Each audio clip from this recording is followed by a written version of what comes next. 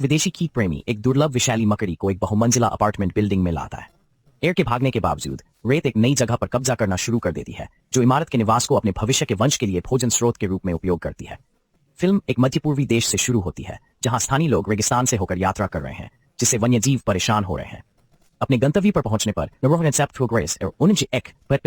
एक बिलबोर्ड दूसरों को बुलाता है और समूह निवासियों को बाहर निकालने के लिए गैस का उपयोग करना शुरू कर देता है। फुर्तीली मकड़ियां बिल से निकलती हैं। मकड़ियों में से एक व्यक्ति पर कूदती है, लेकिन उसके दो साथी उसकी परेशानी को अनदेखा करते हैं और भागते हुए अर्चिन को पकड़ना जारी रखते हैं। अंत में जाल बिछाने वालों में से एक पीड़ित के पास जाता है और एक सटीक चाकू के वार से उसकी पीड़ा को समाप्त कर देता है। फिर कहानी पेरिस में बदल जाती है, जहां कैलेब एक ज्वेलरी शॉप में जाता है और कुछ असली सामान देखने के लिए कहता है। जब वह उपहार की तलाश कर रहा होता है तो दुकानदार उसे पीछे के कमरे में ले जाता है और एक अनोखी जोड़ी बालियां देता है। हालांकि कैलेब का ध्यान एक दुर्लभ और बेहद खतरनाक रेगिस्तानी मकड़ी के शानदार नमूने की ओर जाता है, जिसे वह खरीदने का भी फैसला करता है। वह अपने पुराने घर में वापस आता है, जो अपनी अनूठी वास्तुकला शैली के लिए प्रसिद्ध है। पता चलता है कि घर में प्रकाश व्यवस्था की समस्या है। डिटेक्टर खराब तरीके से काम करते हैं और पीछे के कमरे में रोशनी केवल टाइमर से चालू होती है। कैलेब और उसके दोस्त महतीस एक खास तरह के स्नीकर्स बेचने का व्यवसाय चलाते हैं। उनके एक ग्राहक टोमोनी ने एक दुर्लभ जोड़ी का ऑर्डर दिया, लेकिन पानी के रिसाव के कारण बॉक्स क्षतिग्रस्त हो गया। कंपनी की प्रतिष्ठा के बारे में चिंतित कैलेब क्षतिग्रस्त पैकेजिंग में जूते नहीं सौंपने का फैसला करता है। वह मैटिस से अगले दिन तक एक नया बॉक्स खोजने के लिए कहता है। इसके बाद कैलेब घर चला जाता है, जहां वह अपनी बहन मुनोन के साथ रहता है। वह वर्तमान में कैलेब के कमरे में बाथरूम का नवीनीकरण कर रही है। उसके पास विदेशी कीड़ों, उभयचरों और सरीसृपों के लिए एक टेरारियम है, जिसकी वह सावधानीपूर्वक देखभाल करता है। वह अपने पालतू जानवरों के लिए आरामदायक स्थिति बनाने के लिए अपनी बहन द्वारा बंद किए गए हीट लैंप को चालू करता है। कैलेब अपने जानवरों से बहुत प्यार करता है और कभी कभी उनसे बात भी करता है। वह एक नई मकड़ी निकालता है, जिसका नाम वह रियान रखने का फैसला करता है।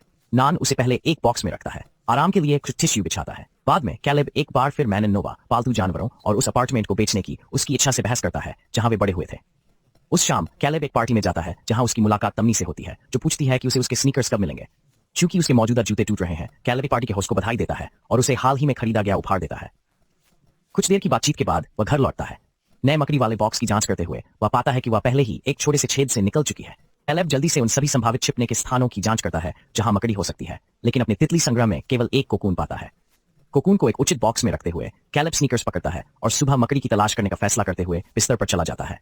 अगले दिन वह एक ड्रिल की आवाज से जाग जाता है। मुनोन जीर्णोद्धार जारी रख रहा है। उसके अलावा बाथरूम में एक समूह इकट्ठा है। उसकी दोस्त लीला और उसका प्रेमी दोस्त जॉर्डी, कैलेब का पूर्व सबसे अच्छा दोस्त जिसके साथ उसका झगड़ा हुआ था, गिरते गिरते बचे। मैरीसा भी वहां है, जो स्नीकर्स के लिए एक नया बॉक्स लेकर आया है। जूते पैक करने के बाद कैलेब भूमिगत पार्किंग गैरेज में जाता है, जहां टोमोनी पहले से ही उसका इंतजार कर रही होती है। वह जूते क्लाइंट को सौंपता है, लेकिन उनकी बातचीत एक पड़ोसी गिलेब द्वारा बाधित होती है, जो कैलेब को नापसंद करती है और नियमित रूप से उस पर ड्रग डीलिंग का आरोप लगाती है। अपने पुराने जूते कूड़ेदान में फेंकने के बाद तम्नी अपने अपार्टमेंट में अपने नए जोड़े को आजमाता है। जैसे ही वह जूते पहनने की कोशिश करता है, उसे अचानक कैलेब की बची हुई मकड़ी काट लेती है। तम्नी जल्दी से उसे कुचल देती है, लेकिन जूते से कई छोटी छोटी मकड़ियां निकलती हैं, जो मृत मकड़ी की संतान है। वे उस आदमी पर आक्रामक रूप से हमला करना शुरू कर देते हैं, जो उन्हें दूर भगाने की कोशिश करता है, जबकि उसका कुत्ता उदासीनता से कुचली हुई मकड़ी को खाता है। घर लौटने पर कैलेब ने देखा कि उसके मेहमान विदेशी जीवों के साथ उसके टेरारियम को देख रहे हैं। विनम्रतापूर्वक उन्हें बाहर निकालते हुए वह कमरे की जांच करता है। मकड़ी को फिर से भागने से रोकने के लिए दरवाजे के नीचे कपड़े भरता है। उसे अभी तक एहसास नहीं हुआ है कि मकड़ी पहले ही मर चुकी है। उसे टोमोनी ने मार दिया है, जो अब काटने से पीड़ित है और उसके शरीर पर छाले फैल रहे हैं और जहर के नशे के कारण उसकी हालत खराब हो रही है। इस बीच महतीज और जियोडी कचरा बाहर निकालने के बाद दालान में लोगों के एक समूह को इकट्ठा होते हुए देखते हैं। मोंटे के अपार्टमेंट के चारों ओर भीड़ जमा हो गई है, जहां से उसके कुत्ते के उन्मत्त भौंकने की आवाज सुनी जा सकती है। जब पड़ोसी अंदर घुसते हैं तो उन्हें मनी के शरीर पर फफोले से ढका हुआ एक परेशान करने वाला दृश्य दिखाई देता है। पुलिस को बुलाया जाता है, लेकिन वे तुरंत मौत का कारण निर्धारित नहीं कर पाते हैं। निवासियों को चिंता होने लगती है कि यह किसी प्रकार का संक्रामक वायरस हो सकता है। हालांकि इसका समर्थन करने के लिए कोई स्पष्ट सबूत नहीं है। युवा लोग टोमोनी के नाउरफन कुत्ते को अपने साथ ले जाने का फैसला करते हैं और स्थिति का इंतजार करने के लिए कैलेब के अपार्टमेंट की ओर बढ़ते हैं। उसी समय बिल्डिंग के क्लीनर को स्टोरेज रूम में एक जाला दिखाई देता है और वह कीटनाशक का छिड़काव करता है, जिससे मकड़ियां वेंट के जरिए वेंटिलेशन सिस्टम में घुस जाती हैं। वे बाथरूम में पहुंचते हैं, जहां लीला अपने हाथ धो रही होती है और देखती है कि वेंट कवर गिर गया है। वह उसे वापस अपनी जगह पर रखने की कोशिश करती है, लेकिन फिसल कर गिर जाती है। जब वह उठती है तो देखती है कि पास में रखा तौलिया हिलने लगा है। अजीब बात यह है कि जैसे ही वह उसे उठाती है, मकड़ी में से एक उस पर कूद पड़ती है। डरी हुई लीला खुद को शॉवर में बंद कर लेती है और जियोडी को मदद के लिए बुलाती है। घबराहट में जियोडी कैबिनेट के नीचे झाड़ू से छेद करना शुरू कर देता है। छत मकड़ी को बाहर निकालने की कोशिश करता है। ऐसा करने में कामयाब होने के बाद वह उस पर तौलिया फेंकता है और उसे रौंद। हालांकि जब वह तौलिया उठाता है तो वह देखता है कि मकड़ी कई छोटे छोटे मकड़ियों में बिखर गई है। मामले को बदतर बनाने के लिए मकड़ियों की एक और लहर शॉवर नाली से बाहर रेंगना शुरू कर देती है, जिससे लीला और अन्य लोग जल्दी से बाथरूम से भागने पर मजबूर हो जाते हैं। आक्रमण से बचने के लिए युवा लोग मकड़ियों को भागने से रोकने के लिए बाथरूम में सभी दरारों को सावधानी से सील कर देते हैं। मेहमानों को संदेह होने लगता है कि कैलेब मकड़ियों को इमारत में लाया था। शुरू में तो इससे इनकार करता है, लेकिन जल्द ही स्वीकार करता है कि उसने वास्तव में एक मकड़ी खरीदी थी, एक छोटी सी। इसके अलावा वह सभी को आश्वस्त करता है कि यह एक रेगिस्तानी मकड़ी थी जो ठंडे मौसम में जीवित नहीं रह सकती। हालांकि निशानों और कोकून को देखकर जियोर्डी सवाल करता है कि आखिर इसका क्या हुआ। कैलेब उसे एक बॉक्स दिखाता है और जियोर्डी अंदर थोड़ी देर देखने के बाद जल्दी से उसे बंद कर देता है। यह मकड़ियों से भरा हुआ है। इस बीच क्लीनर को फर्श पर एक मरी हुई मकड़ी दिखाई देती है। बहादुरी दिखाते हुए वह सीढ़ी पकड़ती है और छत की टाइल उठाकर देखती है कि कहीं कोई मकड़ी का घोंसला तो नहीं है। घोंसला देखकर वह कीटनाशक लेती है और दोनों हाथों से उस पर छिड़काव करना शुरू कर देती है। इस बात पर आश्वस्त होकर कि उस क्षेत्र का उपचार हो चुका है, वह फिर से अंदर देखती है, लेकिन अप्रत्याशित रूप से जीवित मकड़ियों में से एक का शिकार हो जाती है।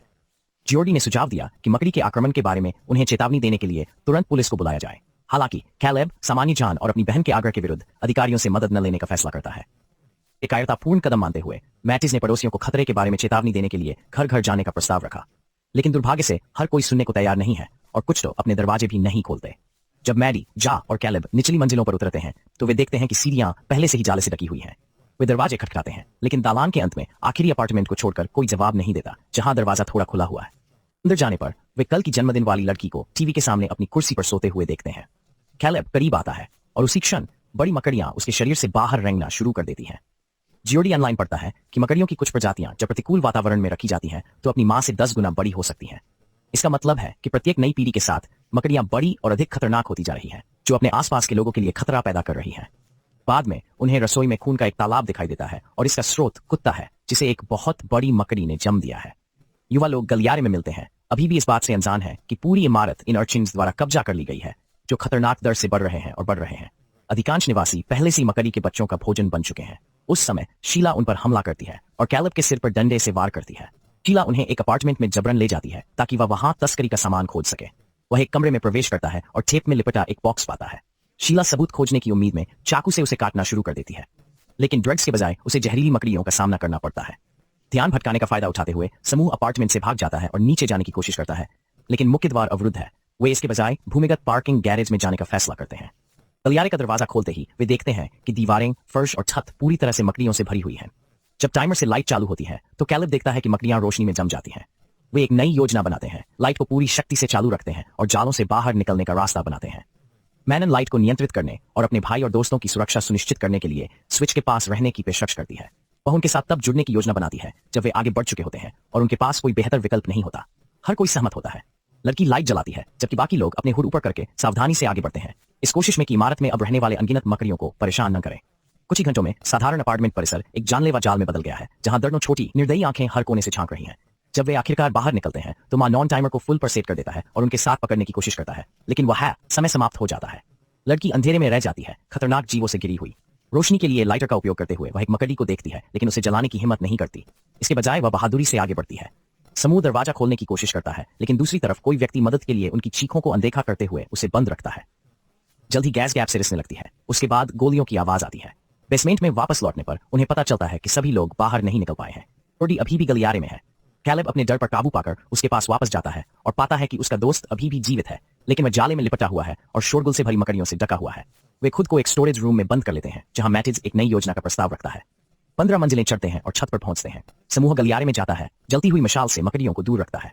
जब ये बुझ जाती है तो मैटिज एक हाथ से घुमाने वाली टॉर्च का उपयोग करता है और कैलेब अपने बैग से ईंधन की एक बोतल निकालता है, उसे जलाता है और गलियारे में फेंक देता है। हालांकि योजना विफल हो जाती है। आग की लपटों से भागते हुए मकड़ियां छत पर उनकी ओर रेंगना शुरू कर देती हैं। वे सीढ़ियों से ऊपर भागते हैं, टॉर्च की रोशनी से मकड़ियों को दूर रखते हैं। महती लगभग मर जाती है क्योंकि लड़कियां अटारी के ताले का कोड याद करने के लिए संघर्ष करती हैं। वे समय रहते दरवाजा बंद करने में कामयाब हो जाती हैं। छत पर वे थोड़ी देर आराम करती हैं, लेकिन जल्द ही पुलिस आ जाती है। अधिकारी सभी को दीवार के सामने खड़े होने का आदेश देते हैं। घबराया हुआ कैलेब यह समझाने की कोशिश करता है कि निवासियों को बचाने की जरूरत है, लेकिन आदेश की अवहेलना करने से लड़ाई हो जाती है। पुलिस द्वारा समूह पर काबू पाने और उसे काबू में करने के साथ टकराव समाप्त होता है। लड़ाई के बाद कैलेब भूमिगत पार्किंग में होश में आता है। पुलिस को वेनम द्वारा जहर दिए गए मकड़ियों के शवों को इकट्ठा करते हुए देखता है। युवा लोगों को एहसास होता है कि यह पुलिस ही थी जिसने उन्हें बाहर बंद कर दिया था, जिससे वे गैरेज तक नहीं पहुंच पाए। मकड़ी के काटने से पीड़ित मैरी ने कुछ करने का फैसला किया, क्योंकि उसे पता था कि वह अब ज्यादा दिन तक नहीं टिक पाएगा। वह सही समय का इंतजार करता है, जनरेटर को बंद कर देता है और अंधेरे में दरवाजे की तरफ भागता है ताकि उसे तोड़ सके और उस पर पहरा दे रहे अधिकारी को मार गिराए। अंधेरे गलियारे से मकड़ियों की एक सेना निकलती है जो पुलिस का ध्यान भटकाती है। कैलेब और लड़की एक दूसरे को गले लगाते हुए भाग जाते हैं। वैन में लेटे हुए अपरिहार्य अंत की प्रतीक्षा करते हैं। देखते हैं कि टूटी हुई खिड़की से बड़ी बड़ी मकड़ियां रेंगने लगती हैं। लेकिन अचानक तेज रोशनी के कारण मकड़ियां घबराकर तितर बितर हो जाती हैं। उनके सामने लीलू की कार की हेडलाइट चमकती है। वे पार्किंग स्थल से भागते हैं, खड़ी कारों से टकराते हैं, टायर खो देते हैं और मोटरसाइकिलों और पुलिस अधिकारियों को गिरा देते हैं। लेकिन गेट से ठीक पहले मोनोन ब्रेक लगाता है। एक बड़ी मकड़ी जो युद्ध की मुद्रा में है उनका रास्ता रोकती है। कैलेब एक योजना बनाता है। वह कार से बाहर निकलता है और लड़की से लाइट बनने को कहता है। ये महसूस करते हुए कि इंसानों से कोई खतरा नहीं है, मकड़ी एक आह भरती है। लंगड़ाते हुए गेट खोलता है और वे चकाचौंध करने वाली चमकदार धूप में बाहर निकलते हैं। अगले दृश्य में कैमरा धीरे धीरे अलाना के गिरे हुए निवास के लिए अस्थायी स्मारक को आगे बढ़ाता है। इमारत को विस्फोटकों से सावधानीपूर्वक ध्वस्त कर दिया जाता है, जिसे स्पाइडरा साम्राज्य खंडहरों के नीचे दब जाता है। लुलू और मोनोन दूर से देख रहे हैं। अंतिम दृश्य में कैलेब जंगल में एक कार्डबोर्ड बॉक्स को दफना रहा है, जिसमें उसकी और जियोडी की एक तस्वीर है जो एक गिरे हुए पेड़ पर बैठी है। वह अपने कंधे पर एक छोटी मकड़ी को देखता है। वह उसे उठाता है और उसे नई अपरिचित दुनिया में छोड़ देता है, जहां उसे जीवित रहने के लिए संघर्ष करना होगा। और इसके साथ ही फिल्म समाप्त हो जाती है। देखने के लिए धन्यवाद और हमारे साथ बने रहें।